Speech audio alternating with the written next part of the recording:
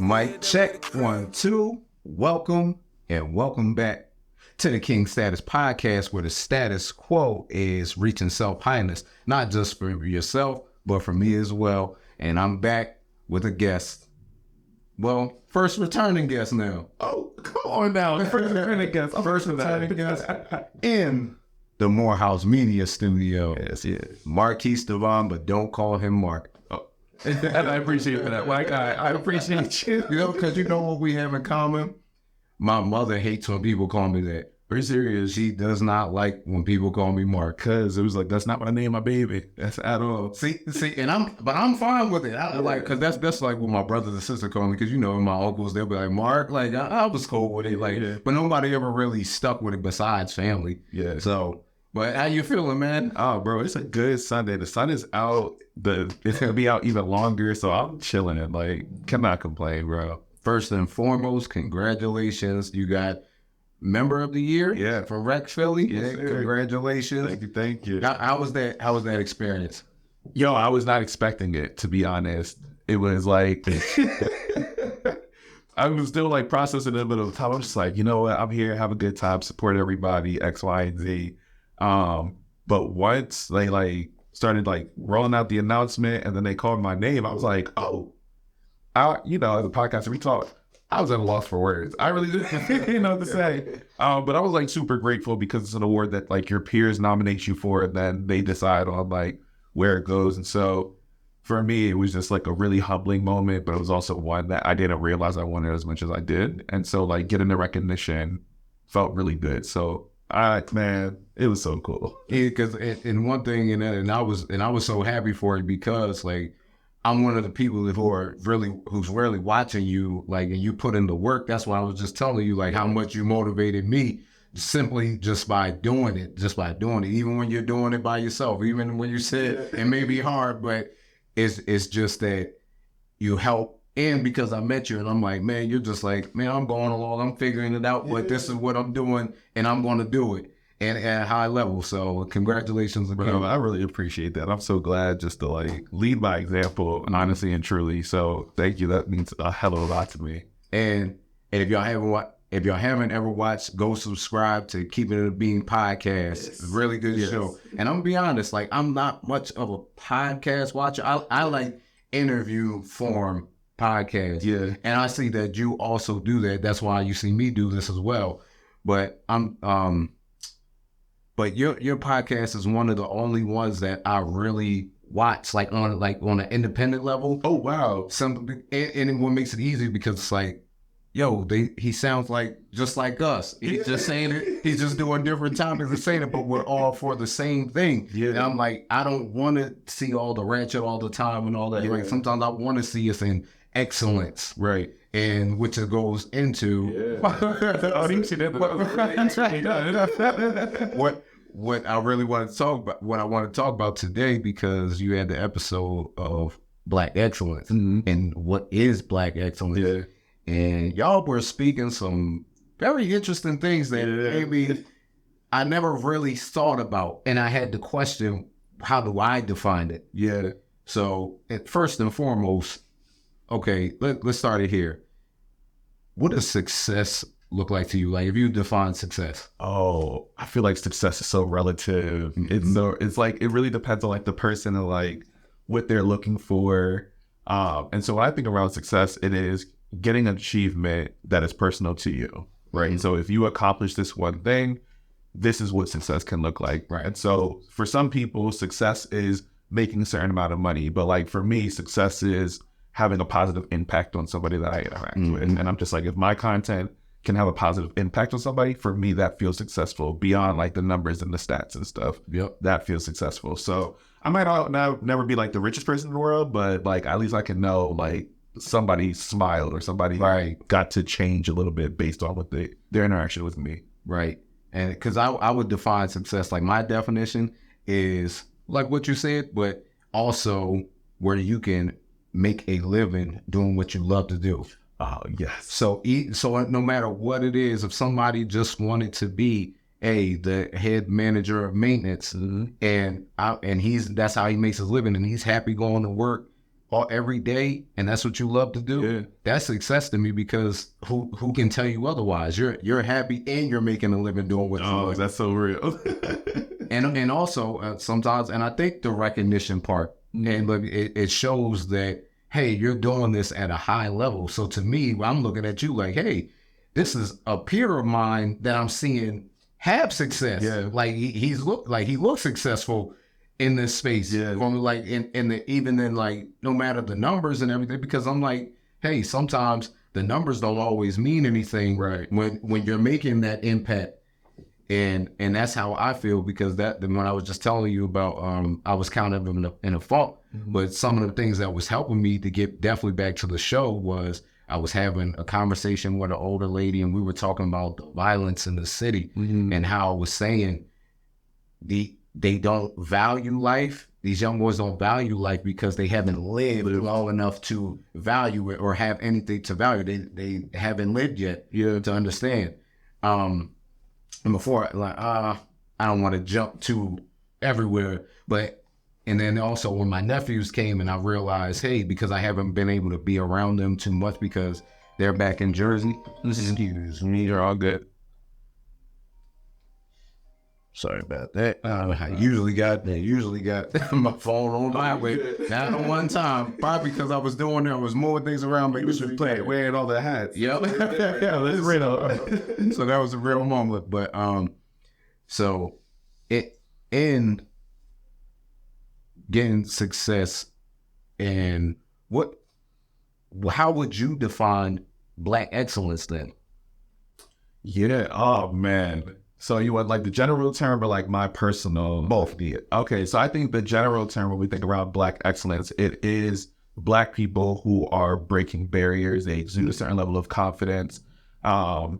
But then it also goes into like a access piece too. And so like, where are you seeing these people that we deem as Black excellence? They are gaining awards. They have high visibility. These are people that we can aspire to be, right? And so I don't think anything's inherently wrong with that piece. Right. And so when I'm also thinking about Black excellence personally, it has honestly been a mission of mine to redefine what it looks like, because oftentimes Black excellence looks like a suit, looks like a nice cut all the time, looks like a very, very typical home of just like not much. I feel like I kind of know what words you want to say. But yeah, but it's like it could be what suburban whiteness can look like, but in blackface sometimes, right? Mm-hmm. And so really thinking around what this is and redefining it. When I think around Black excellence, it is this idea of like, what does success look like to the individual? Are they living a happy life? Right. Are they taking care of themselves? Are they in a position or a job that they want? Right. Because in my mind, like Black excellence is also a plumber.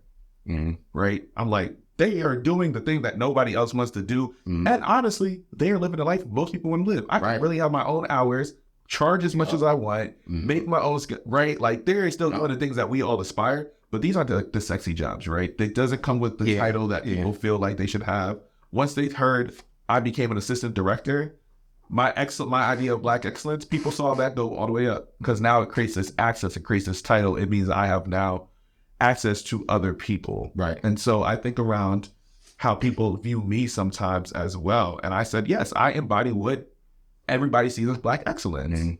And I also don't think that Black excellence should only look one way. And that's something that I try to like challenge or at least complicate a little for people, because my idea of excellence is not going to be the other person's idea of excellence. Yeah. And because when I think of Black excellence as well, I'm going to say some of the peak, like the ideal icon look is like Jay-Z, not because of rap.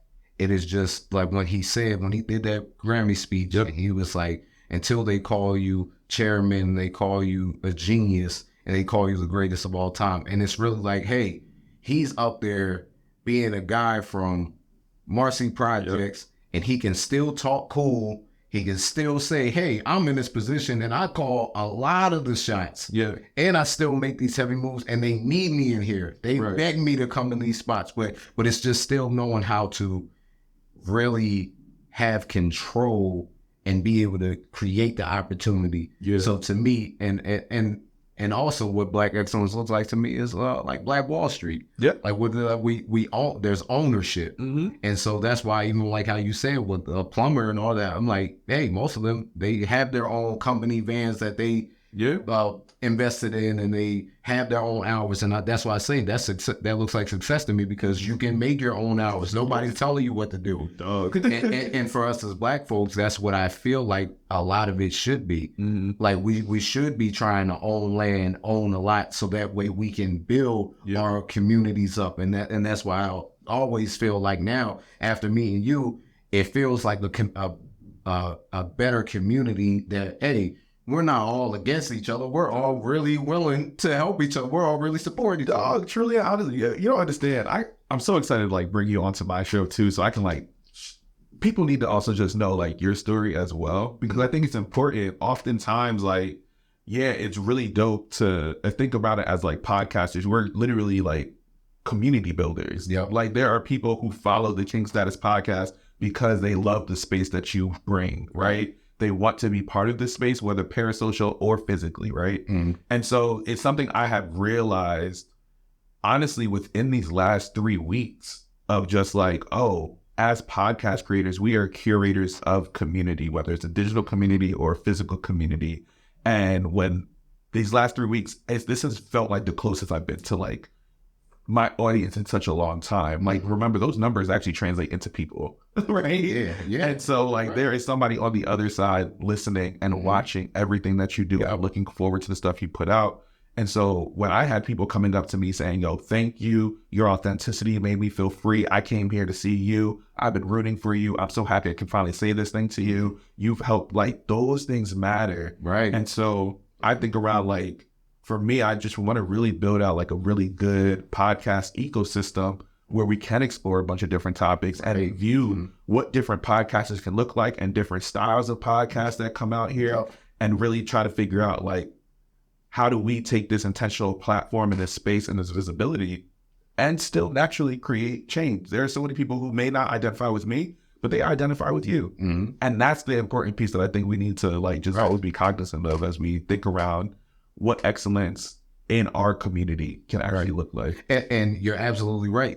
Hence, when I messaged you about when I watched the Dwight Howard episode, and I was like, man, because I was guilty of that as well. Yeah. And that's what made I had to correct myself. Like, hey, you're a grown man, and you these are the things you're trying to tell everybody. Like, they need to look, like, don't overlook the real situation. And so when I was watching that and you said, hey, we got so caught up in is he or is he not, but not what he's actually being accused of. And I'm like, and it's like Cat Williams said, it's wrong for whoever's doing it. It's wrong. And that's why I was like, man, like, so it definitely hit me with the, hey, you may not be as mature as you thought.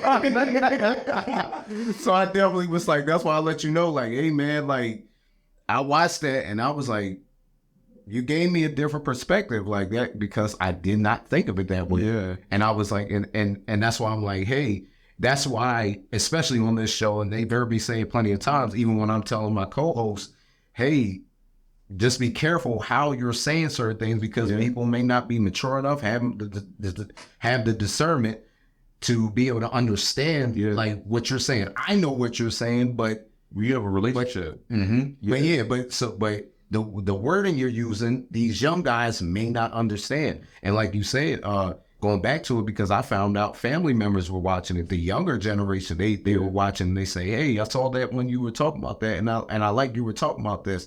And also, hence when going back to when I said I was talking to an older woman and we were talking about the generation out here and what's going on. And I was telling her like, hey, what I do, didn't mention the podcast at all. I was just like, hey, we're going to, I said, I tried to tell them this. I tried to tell them that. I let them know, hey, you got to do this.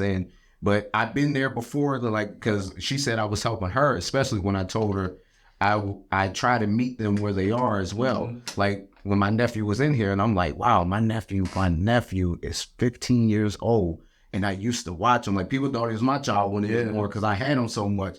But then when I got him up here and I was able to talk to them, and I was like, yeah, I wanted, because I had to start thinking, hey, when you were 15, you were doing this and that. So you want to really be, so you make sure you want to get to them. And one of those thoughts that I never opened up about, I never really shared with anybody, because I just remember, I was like, when I was 15, I was always out at night. It was my first time in the strip club. Yeah. Not necessarily like completely in it, because I'm not going to get anyone in trouble or nothing. Okay. But I was like there enough to where I was able to see and oh wow, like it's like a 15. Right. And these are things like, and I'm just telling him like, hey, because real good kids get good grades. They this one in particular, he's in vocational school, which is like trade school. Yeah, no, that's those. So he's learning how to fix cars and all. And I'm like, just stay on the path you're on. And I understand, because he has a girlfriend and all. And I just say, just be safe. I can't tell you not to do things because I've been your age. I'm just saying, just be safe, be on the same path, be on the path you're on. And if you need to talk to anyone, you can come to me. Yeah. Because I always express to them, as they were babies, I'm your best friend, but I'm your uncle first. Yeah. So I will always give you respect, but I will always demand my respect as well. Yep. But like I told them when they were here, I was like, I don't care about looking corny to y'all, because I did not want to be my age trying to, hey, y'all trying to go to the club. And I was like, no, I want my nephews to have their fun in their generation. Right. I like doing this. I like connecting with people like this. Okay. So like, we're on the same path. So again, so what makes keeping it a bean, and why do you choose to go the direction you do with it? Which is similar to King Status, which is why I when I watch it, it's so easy to watch, because I'm like, hey, we stand for the same things. Yeah. No, man, honestly, I wanted to create a space of like authenticity. And I think sometimes the best authenticity is like inviting people into like a piece of your world. And for me, keeping it a bean invites people into like my favorite place, which is essentially like a coffee shop or a bookstore. Mm-hmm. And so when people look at over a cup of coffee, and so when people look at my set, and that's why I was like, okay, visually, I want to take this more serious, because it's only within the last year I decided to take visuals more seriously, right? But I was like, what does it look like to bring people into my space? And so get the table, get the coffee in the background, get some plants, get some books in the background for people to see, and to be like, oh, what are you reading now, right? And then the coffee mugs are like super important too. And so that is a space where I think I can be most authentically myself. That's where I've had some of my favorite conversations have been in a coffee shop or a cafe. Right. And so I was like, cool, let me bring people into that world. But by inviting people into my world, it also disarms them, right? And so now people feel comfortable to tell their story. People feel comfortable on camera. People forget that there's even a camera on them. A lot of the time. Right. And that's the feel it gives me. I'm like, yo, sometimes I feel like I'm in the room. I was like, yo, I'm like, even my wife said she left a comment on when he was talking about sniffing the butt of the pineapple. Like,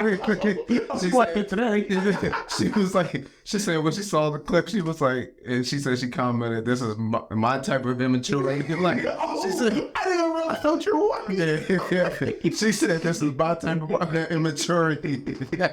That's why, because I told her, like, after I met you, I said, I came home, I was like, "Oh, you'll get a kick out of him."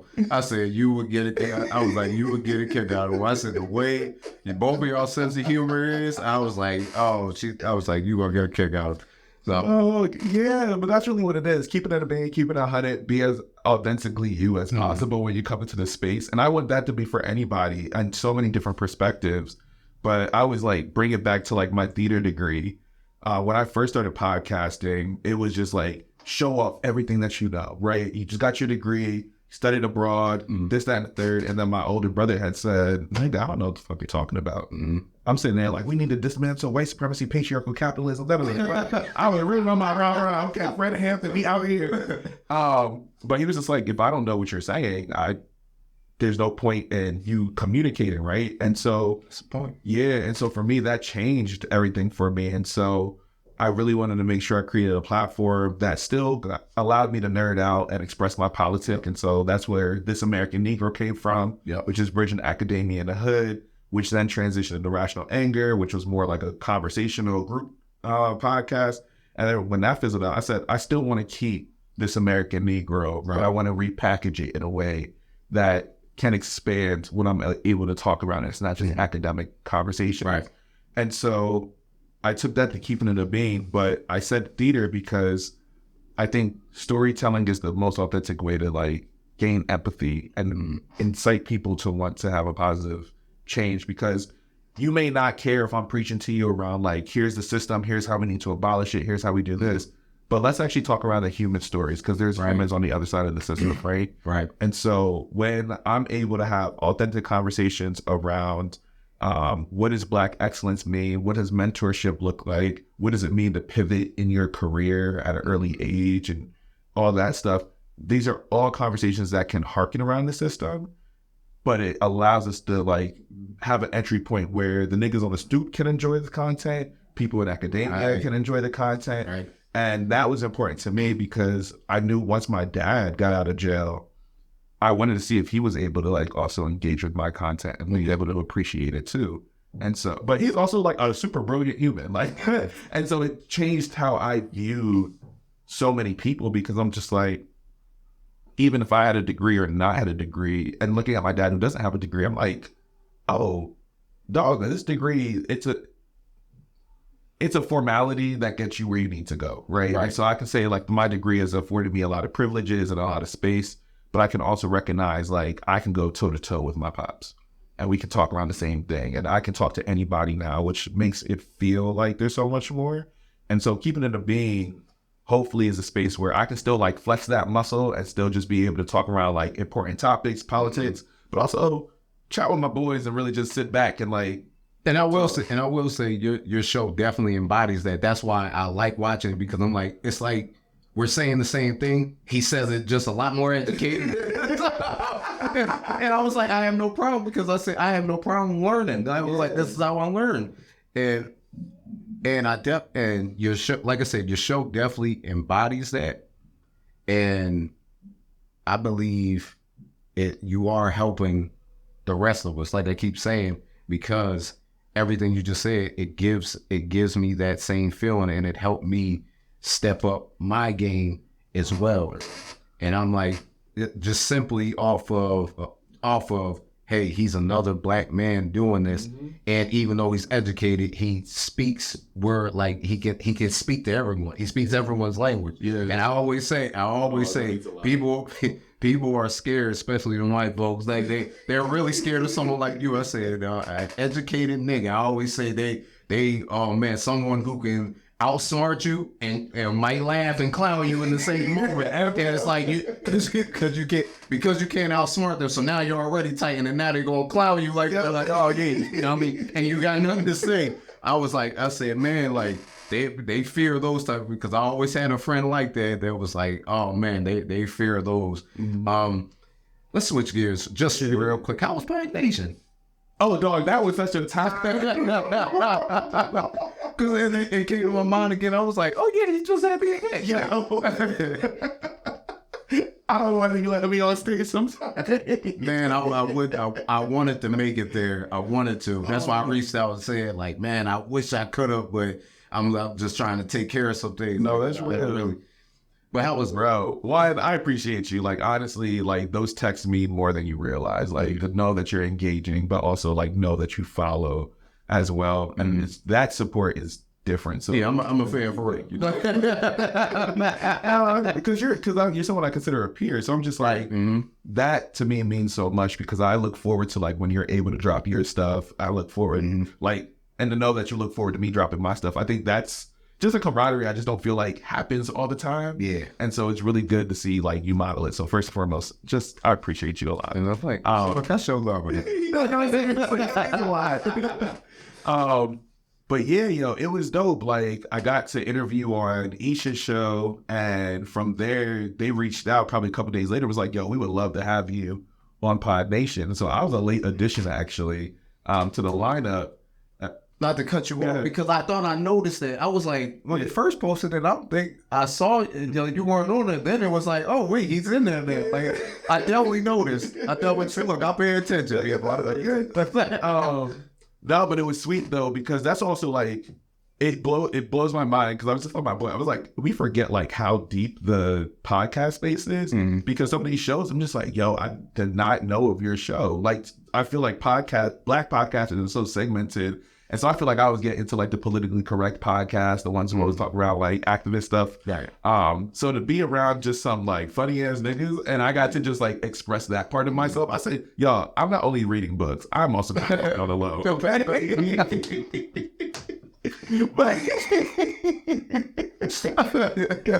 But I think Larry and Lionel and he's really created a space where you got to see such a variety of shows and personalities come on. And honestly, doing like the men's mental health panel was probably like the funniest thing in the world because some of these niggas talking, I said, oh yeah.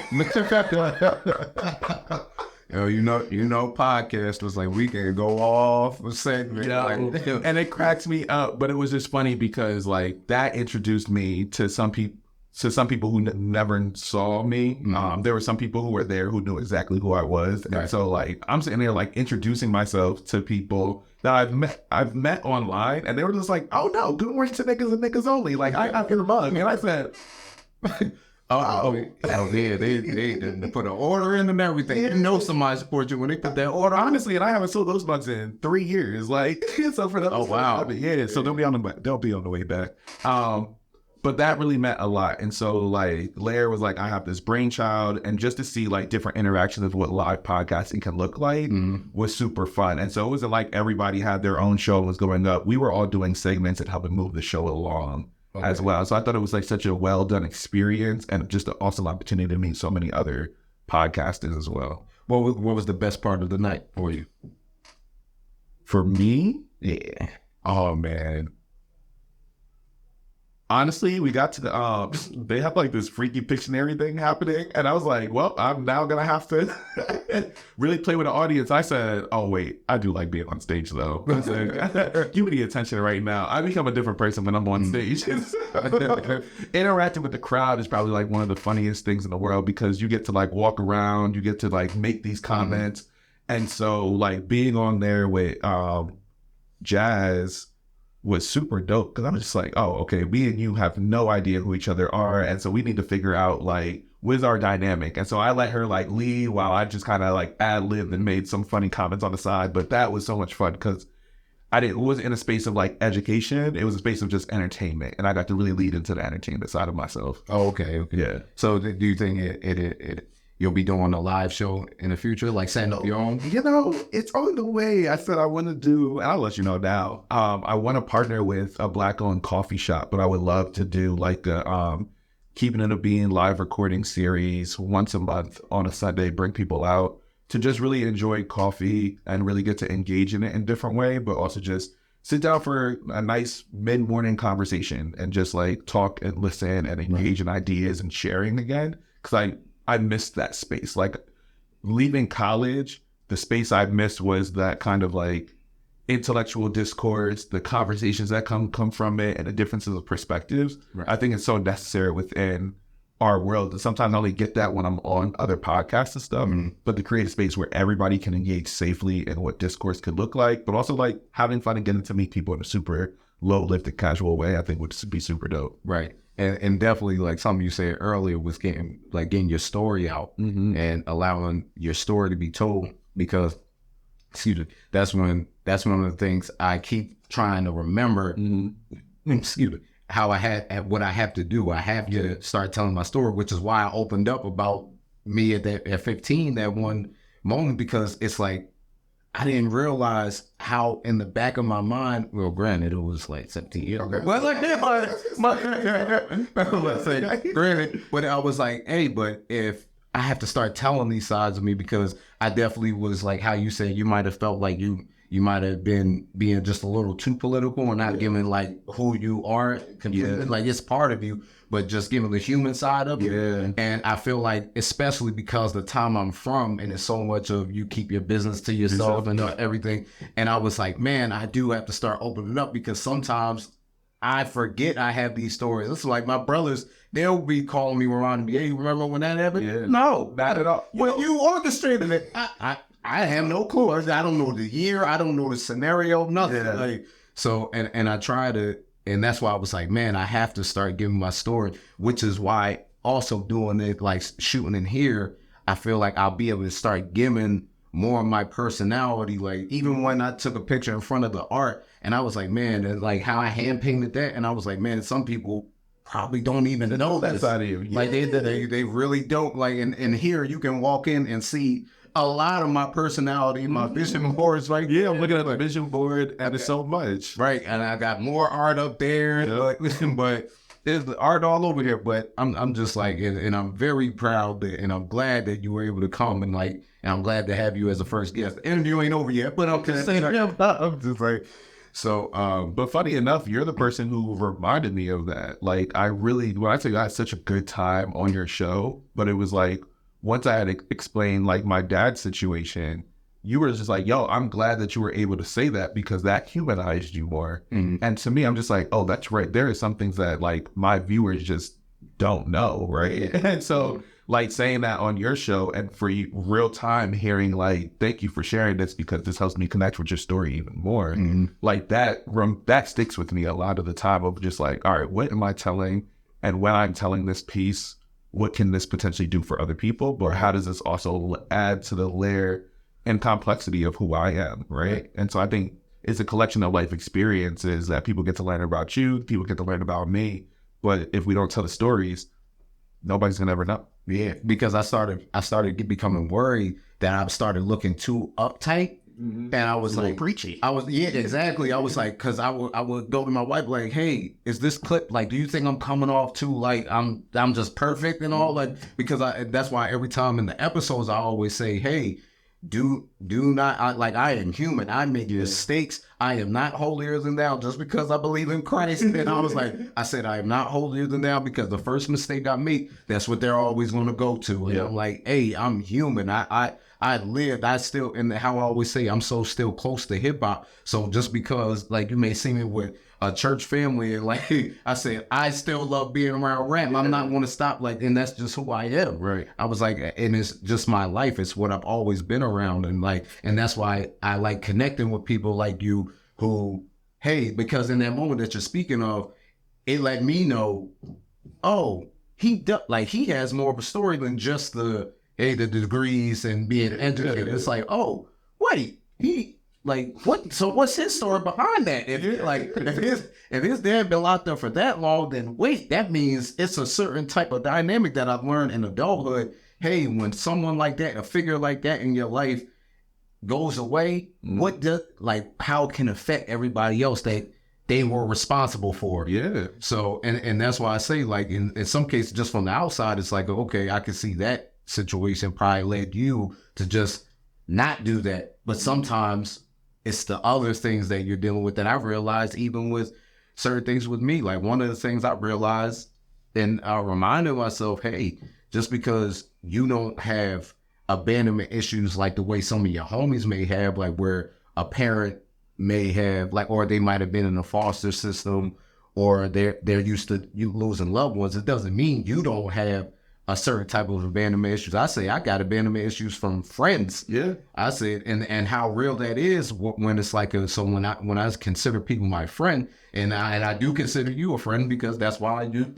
I'm like in here, like, cause you know, like when I said before the camera, like everybody just like coming up the steps. Right. So, and I was like, because I'm so used to, I'd help so many people, and I was there for them with certain situations that I never asked certain people to ever be in certain situations for me. I just expected because, hey, if we're homies and we're saying we're locked in, that's who I am.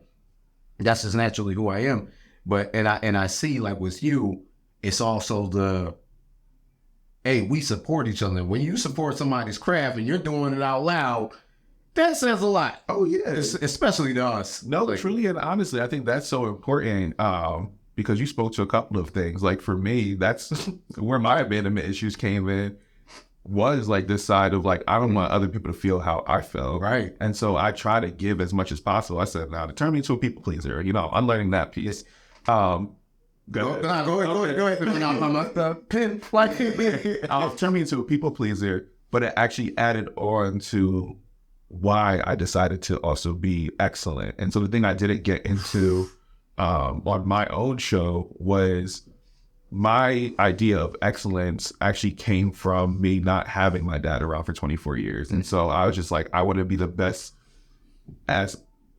best as possible, the best kid possible. So when he does get out, he's proud of me. And so that was what it was for me a lot of the time, was just like, if I continue to go to college, get a job, be excellent, do these things, when he gets out, because he's supposed to be in for 25 years, he got out at 24 years, right?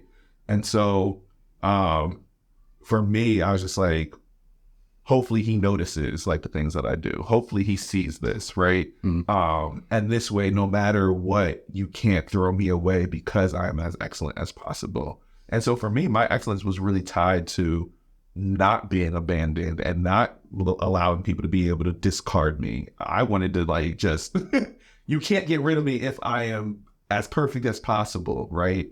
But in reality, that's not sustainable, right? So, and speaking on that, Unpin, like, and speaking on that, because that's everything. Everything you just said is what I just learned. I was like, because I was explaining, I said, hey, I work. That's why I try to do so many things to make people proud, because I did. And maybe that's when I think that naturally I'm just a loyal person because I have people that have been loyal to me for years, and 20 years, like over 20 years, they've been by my side. So, but I was like, man, but I deal with that so much, so it makes me hard to trust people. But then that also turned me into a people pleaser, because then also I'm like, hey, I'm gonna be there for you the way I would want someone to be there for me. So I'm gonna always be there for you. And sometimes, even though I won't say, I definitely have my moments where I can definitely say, hey, like, I'm on this, I have to focus on this. So I know how to be boundaries. Yeah, exactly. Like when I know what's important. But I was really like, man, you do have abandonment issues. Like, you are afraid of people walking out of your life, like, because people have done it so much. And the reason why it hurt me a lot is because most of them, I couldn't tell you why they did. Yep. And then, like you said, that's when it's just the thrive and to be excellent. And now I always say, everything I do, even on this camera right now, is so different from the family that I come from. That's why now it's like and I appreciated that I'm finding out family members that like extended family members as well. They're even watching, because I say, yo, to my family, everything, the way I lived my life completely was different from the norm of what we seen. And but it was just like, hey, I'm just naturally the person. I'm like, if nobody's living the life that I personally want, it's not that they're living bad, but it's just like, it's just not for me. Yeah. I gotta go somewhere and create like that life. Yeah. Exactly. And I'm big on like, hey, we don't wait for opportunity, we create it. Look, oh my God, say that again.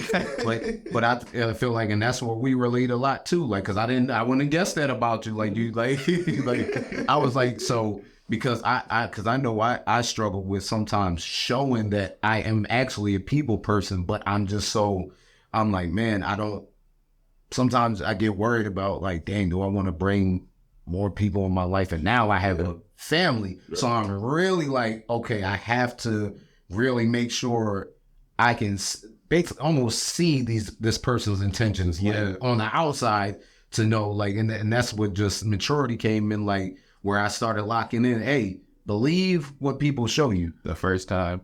Yep. If it's in their capability and they'll show you in front of it, do not think they can't do it to you. Oh, so look, one thing about me, I used to judge people based on how they treated others. Right? Exactly. They see lesser.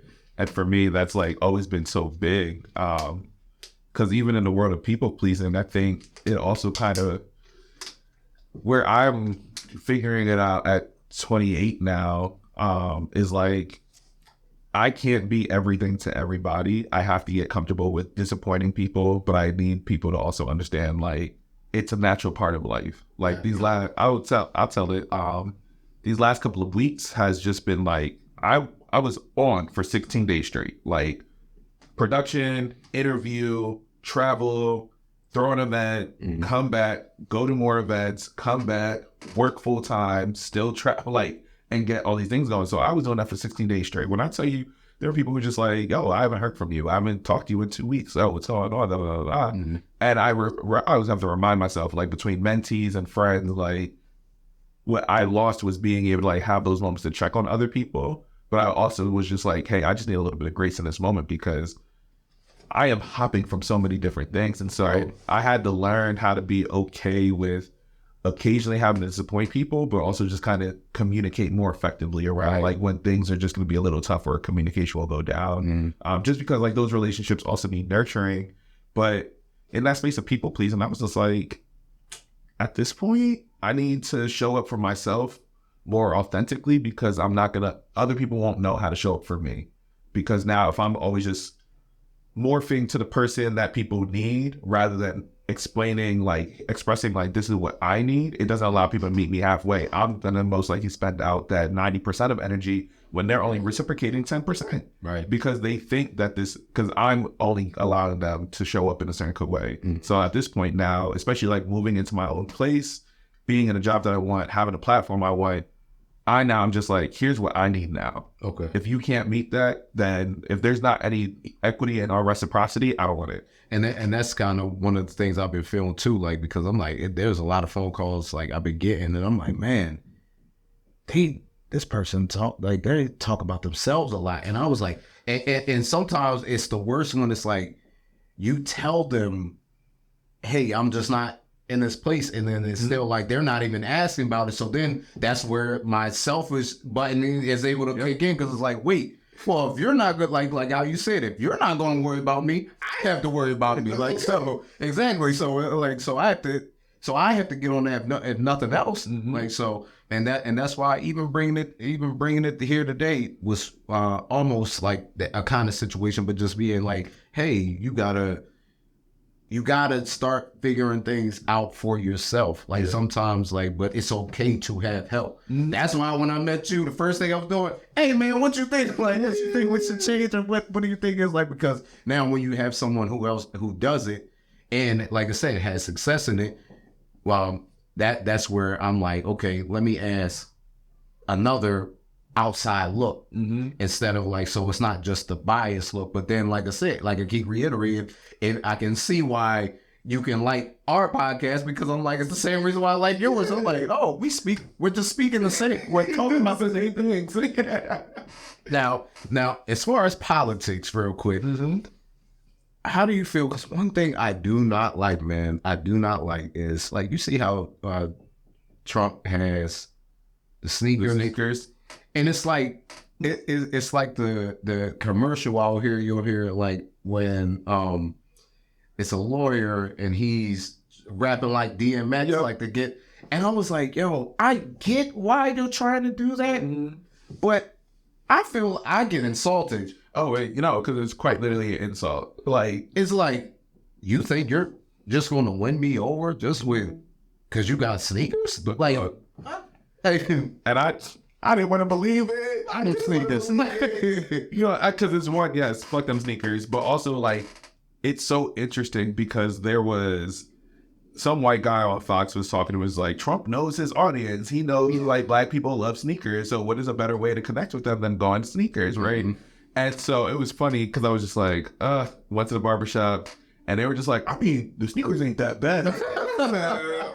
Oh, I want to call y'all some slurs right now. Oh, yeah. I respect my elders. Yeah. For the most part. But it was like interesting because I said the whole marketing ploy is trash. Because at the end of the day, niggas overwhelmingly are not still voting for Trump. But it's just like, even hearing the conversation around like how some, not all, some black people are just like, well, he's at least trying to connect with our communities in a way that they don't feel Biden hasn't.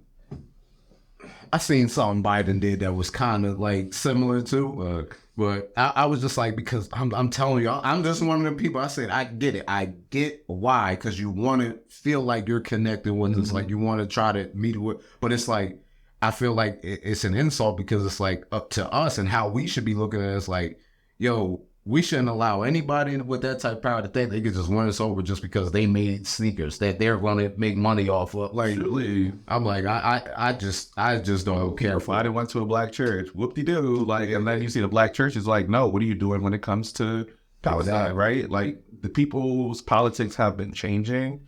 And I think that, to me, I have hope that this is going to be a shift in how Black people as a collective have to move and prepare for the new presidential election, not this year, but the one following. Right. I think will force everybody to have to redefine our relationship. And I think if you want like full radical political Marquise, I think these next 5 years are going to be so crucial in us being able to identify a candidate that is truly aligned with Black liberation and our politics. And it's going to be difficult because that's not a selling point, because that means that's not America. For most people in politics, it's not going to be in America for all. Like somebody to push a genuine Black agenda and being able to know how can they have an intersectional politic that can be radical, but can move America in the right way. Because if you look at these younger generations, everybody's moving further and further to a radical politic, and it's not going to the right, it's going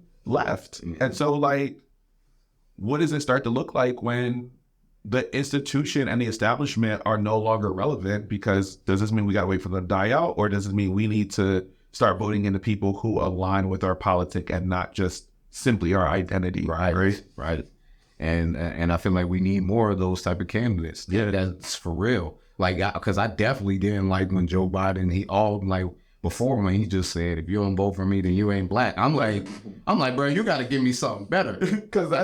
And I'm not the biggest political guy. Like, and I'm like, there's just certain things I'll just say, yo, you got to do better than that. Like, for my vote. Honestly, truly, I think the energy he had at his State of the Union last week is the kind of energy he should have had for his policies that he has been passing for the last 4 years. And understanding, and I said, call everybody else out. Republicans are trying to block you every step of the way. And so you need to, one, market yourself better, but your whole platform cannot be, well, at least I'm better than Trump.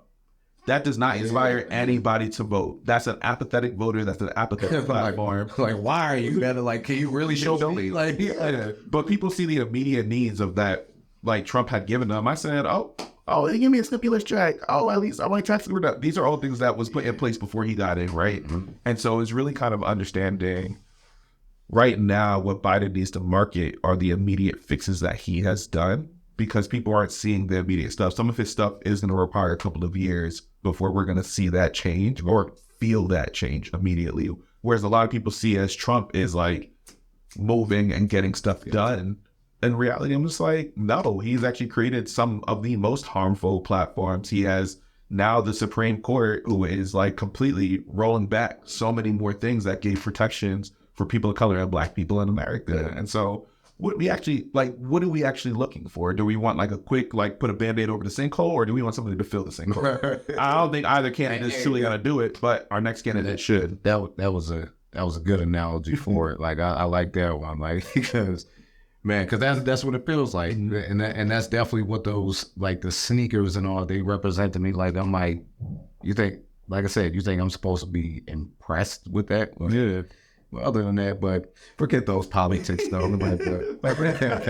But man, I appreciate you coming on the show once again. This has been the King Status Podcast, and this has been the new segment that I'm doing where you see me do one-on-ones and you see me in the studio or anything, or if you see me by myself. This is a new series called King Status Crown to Crown, and we've had Marquise Davon. Sorry about my name. Marquise Davon with this host of Keeping It a Bean podcast. And anything else you want to say? Man, keep listening to Keeping It a Bean. Make sure to follow me across all social media platforms as Marquise Davon, Marquise Davon. Also hosting Heavy is the Crowd, so that is funny, like hearing your name for it as well. Heavy is the Crowd is a Bel Air recap podcast that me and my boy Skip from BK are also hosting as well. And then just be on the lookout for Due Diligence, which is a live music dissection event. So if you think around like, what is a Tiny Desk with an added interview component, that's what that is. We've interviewed people like Noel Scales, Chill Moody, Balmore, everybody. So it's really been cool to watch the platform grow more and more. So look out for any updates following that too. Right, and he's right under the crown too. All right. And this has been King Status Podcast with Mr. Moore the King. And remember, no one can fit the crown that's meant for you. Appreciate you. We'll see you next time. Heavy is the head that with a crown. They gon' hold you up if they can't hold it down. If you got a question why they around,